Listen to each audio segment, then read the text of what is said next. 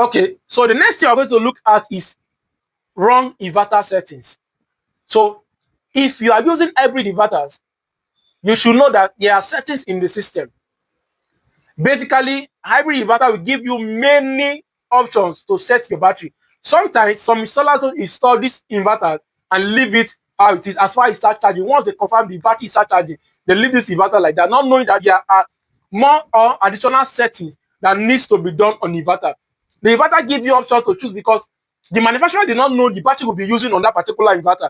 It might be that you will be using either lead acid battery or gel battery or lithium battery on this inverter. So it might put as a default to maybe on USB or on lithium, right? So, but some installers don't care to check their settings on default. So in case you are using a lead acid battery and the default of the inverter is set to lithium battery, these are wrong settings that can affect your battery and will make your battery die faster because your battery will not be receiving that amount of charge because it is not set to begin to see that lead acid battery. Instead, the inverter settings on the battery side is set to be seeing lithium battery, and this can affect your battery drastically. So another thing you will see that even the voltage of this battery, you can set a cutoff voltage. When you see this kind of settings or setup in solar system, especially the inverter part, when you're using hybrid inverter that is charging your battery, it's very important that you set your cutoff voltage and you set your voltage, maximum voltage when your inverter will be charging. Even the charging current of your battery is very important because if you set it or if you set it lower than it used to be, the battery will not charge fully on time.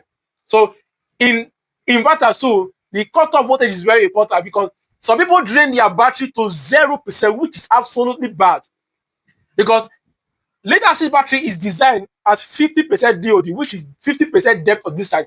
That means, for example, if this battery is 200 amps hour, the maximum or the highest that is the design that you can take out of this battery is what? 50%, which is 100 amps hour. Then some people leave this battery and drain it when the battery is 11 volt or 11.2 or 3 volt. That is when they will have to off the system. Maybe when the inverter start beeping or start shouting or start giving sign that the system is low or the battery is low, this is when they go and off the system. And this can make your battery last, and this can make your battery not to last long at all. It can reduce your battery lifespan because you are draining the battery below the ratings or below the depth of discharge of that particular battery. So this can affect your battery to reduce lifespan or to reduce the working efficiency in no time. Reduce working efficiency even in a shorter period of time after when the system has been installed newly.